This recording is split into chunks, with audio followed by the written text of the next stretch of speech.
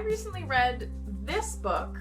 It is called Strengths Finder 2.0. It's basically about the concept that usually when people are trying to self-improve and become better at things, they focus on things that they're not good at, which is totally good, but this book talks about how people sometimes often forget to focus on improving their strengths and focus on improving the things that they're already good at and working to be not just good at those things, but great at those things and to sort of play to their strengths. And when you buy this book, it comes with a little code at the back, and you can go online and take a quiz based on the contents of this book, and it'll tell you what your top 5 strengths are. My top 5 strengths, according to this book and this quiz, are futuristic, maximizer, focus, input, and positivity. But when I was reading the book, before I took the quiz, I was kind of looking at which strengths I thought I was gonna have. So the first strength that when I read the description, I was like, that is so me, was achiever. Which sounds maybe a little self-important, yes, I achieve things. But the real reason it really made me think I was gonna get that one was because one of the main descriptions for the achiever theme, or the achiever strength, is that by the end of the day, you must achieve something tangible in order to feel good about yourself. Which is true. I live the kind of life, or I have the sort of attitude where every day I have things I want to achieve, and they don't necessarily, sometimes it's school things, or I need to have read a certain book or done a certain homework, but sometimes it's something like I need to have at least drawn one picture or read part of a book or even watched a certain amount of TV show. I need to have done something that I can say, oh yeah, I did these things at the end of the day. And if I feel like I haven't accomplished anything during the day, I really feel like, oh no, I'm wasting time compulsively. Oh, I need to get things done all the time. And the other one that I definitely thought I was gonna get, which is interesting because when I just read the title, the name of the strength, I didn't think I was gonna get it, but then I read the description and I was like, oh yeah, that does sound a lot like me.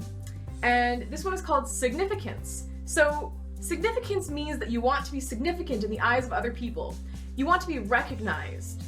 And I guess that's true in that I really want the things that I create to be recognized. I want the art that I draw, or the things that I write, or the YouTube videos that I make to be recognized, because I want, in my future, ideally, that to be my career. I want to create things, whether it's video games, or webcomics, or books, or short films. I want to be creating things, and the way to make it as an artist of any kind is to have people appreciating your work and absorbing your work. And so in order to be a creator, you need to be significant in some way. So that's really true. And the other thing is that the significance strength involves the idea that you want your work to be a way of life. And that is super true for me. I think some people really want to have that divide where they go to work, they go to their 9-to-5 job, and they come home and they do their hobbies. And then other people, and I think a lot of the time artists, really want their art and their hobbies and their life interests to also be their career. Because when I create things, it doesn't feel like, oh, just a relaxing hobby that I go do to de-stress from my job or from my schoolwork.